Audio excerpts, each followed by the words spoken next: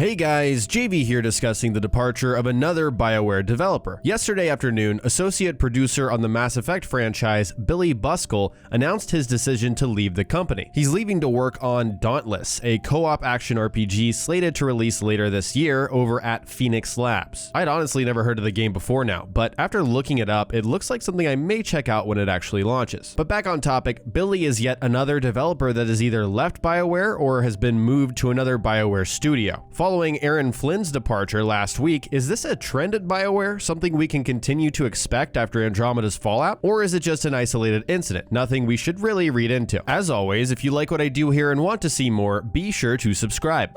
First, we're going to cover Billy Buskell's history at Bioware, because I always feel it's relevant to the conversation when we're talking about context. How much did this person contribute to the Mass Effect franchise? Buskell started at EA before they acquired Bioware as a QA tester back in 2005, so that's almost 13 years ago now, 12 years ago. And then he transitioned to Bioware and the original Mass Effect in 2006, working at the Edmonton studio. As we know, Bioware Edmonton is where all of the flagship, major, I would say successful franchises from Bioware have been shipped out of and developed from. We're talking about the Mass Effect original trilogy and all of the Dragon Age games today. Buskell worked his way up to QA lead throughout the original trilogy, really with Mass Effect and Mass Effect 2, and then he became assistant producer on Mass Effect 3 in 2010, before the game came out. Specifically, he was responsible for external focus testing and the public demo that launched for Mass Effect 3 before the game came out on all the platforms. And then he was also the producer on the Leviathan and Citadel DLCs for the game after launch. Throughout the community, though, Buskell is known for his work on the multiplayer mode in Mass Effect 3. That's really where it started, and of course we saw a very similar mode being carried over to Mass Effect Andromeda. More recently, he appeared on Bioware's weekly live streams on their Twitch channel for Andromeda's multiplayer, talking about updates, kind of foreshadowing what people can expect from Andromeda's multiplayer mode. Billy has also worked on other projects at Bioware Edmonton, but I just wanted to keep this within the frame and scope of Mass Effect because that's what we're talking about. So there's a little history of Billy in case you weren't familiar. Turning our heads now to the future, we know that Billy Buskell was heavily involved in Andromeda's multiplayer. He's a producer on it, and he's been, kind of at the front of that, one of the public faces of the mode since launch. And similarly to the single player, the animations, all that stuff, all that drama that got stirred up during launch, multiplayer has also had its own ups and downs. The most recent patch for Andromeda also included an update for multiplayer that included the Batarian, as we know, but also an archetypal modifier system for weapons that effectively increase the loot pool by a certain factor. I'm not sure exactly, but for example, you have a lot of weapons that have 3 different types that you could draw from a loot box. I'm not speaking across the board because I've also seen the other side, but for the most part, the majority of the multiplayer community was not happy with this update. They weren't happy about making it that much more difficult to collect every single item, max everything out, and bring in your absolute best stuff into the multiplayer. Now, obviously, Buskell was not the only one working on multiplayer, but like I said, he was one of the faces of multiplayer. He appeared on those live streams. He was one of the touchstones for the community. But still, what does his departure from Bioware say about the future of their multiplayer mode? Because as someone who has been there and been present since multiplayer in Mass Effect 3, what does this mean for the future of this mode? Very recently, EA announced their earnings over the past fiscal year, which showed a significant portion of their sales coming from live service games instead of the actual physical digital title sales themselves. What this means is EA is making a ton of money from games that have loot boxes and other microtransactions within their games. It accounts for a ton of their profits now. Unfortunately, this kind of reaffirms the suspicion from the community that, okay, moving forward, if they're not going to make single player DLC, they're going to invest resources in a mode where they can still make money. And that's what Andromeda multiplayer represents, with all of those loot boxes where you can spend real money. Andromeda multiplayer represents one of those live service games where they're able to keep making money after launch. So it's hard to say whether they'd abandon it completely or not. And I know that sounds crazy because the game has been out for just over 4 months now. It's really not a long time, so why would they abandon it? But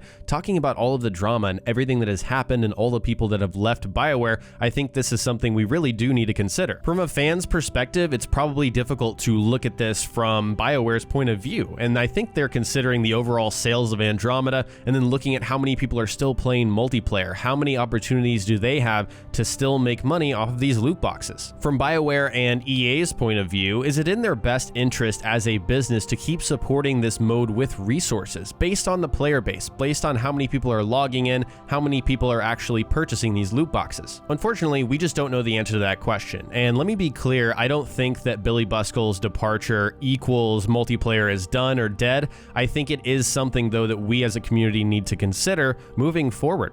Now we're going to peel back an additional layer to this, and that has to do with single-player DLC. You know, what does Billy Buskell's departure from BioWare say about DLC in general for the game? And I think for the hashtag Save the Quarians crowd, this is yet another blow in those possibilities, because we know that Buskell was a producer on arguably the best Mass Effect DLC to date ever in Leviathan and Citadel. Even though Leviathan came out after the launch of the final game in the original trilogy, it is a hallmark in the lore of the Mass Effect universe. It expands it to such a scope that is awesome for Mass Effect fans. Leviathan was an awesome DLC. I loved it. And then same thing goes with Citadel. It was the perfect send-off for Commander Shepard and all of the crew. It felt like this big, massive party. Then you had a literal party in that DLC. Long story long, Billy Buskell was a producer on these pieces of content, and now he's gone. He's not with BioWare anymore. We're still only talking about one guy, so this is by no means a tipping point, but it's yet another person on this list of developers that have left Andromeda, that have moved to another BioWare studio, that have left the studio altogether. You just have to wonder by this point, who would make the DLC for Andromeda? That's something I've asked repeatedly as we learn more about what's actually happening within BioWare. That's a key question that we still need to be asking ourselves. Who is actually going to put in the manpower, the resources, and the time in terms of studios within BioWare to make DLC for Andromeda? The answers, the list is very short, if there is even a list. I think it's also fair enough to give Buskell the benefit of the doubt for his decision to leave. That's something I mentioned at the very beginning of the video. Is this an isolated decision? And I think it's hard for me to believe that this happened without Andromeda in mind. But again, this is coming from a fan, from an outside community perspective. I've never personally interacted with Billy, so he may have felt it was just time to move on after 12 years, 13 years with the company. Regardless of his actual reasons and motivations, this just doesn't look good on the outside from our perspective. Regardless of what actually spurred Buskell's decision to leave as associate producer on the Mass Effect franchise. Just like Aaron Flynn, Buskell has been here for a long time, since 2005. That's a very long time, and so it may have just been time, it may have been for another reason, but we can only assume from what we are seeing from other people leaving the company, and he is just another one of those people on the list.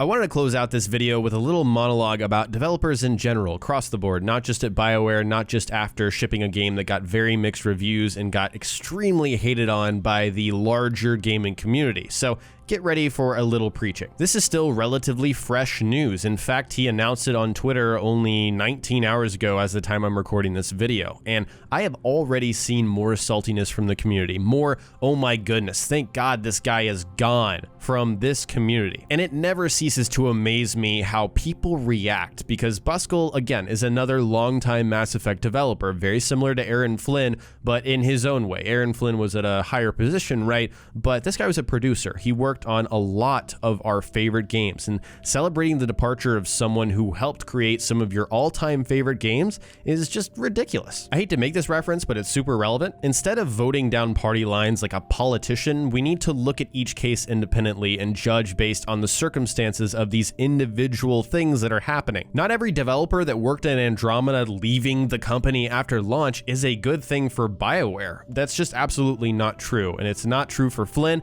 it's not true for Buskell. The individual people that put in endless hours to work on this game did not poison the well. BioWare is not poisoned because of Andromeda, and neither are the developers for working on it. BioWare is 100% worse off without Buskell, and the same thing goes for Aaron Flynn. There's a saying that goes around these days, and it's that fandoms suck. Every single fandom sucks. And in this case, I think we suck a little bit if we're going to personally single out these people and lash out at them because we didn't like one of their video games. These are real human beings. So let's put our pitchforks down for a second, not bang out a novel like a keyboard warrior on some forum about how good this is for BioWare and Mass Effect. The best thing we can do is thank this guy for contributing to some of our favorite titles in video game history, cross our fingers, and hope for the future of Mass Effect.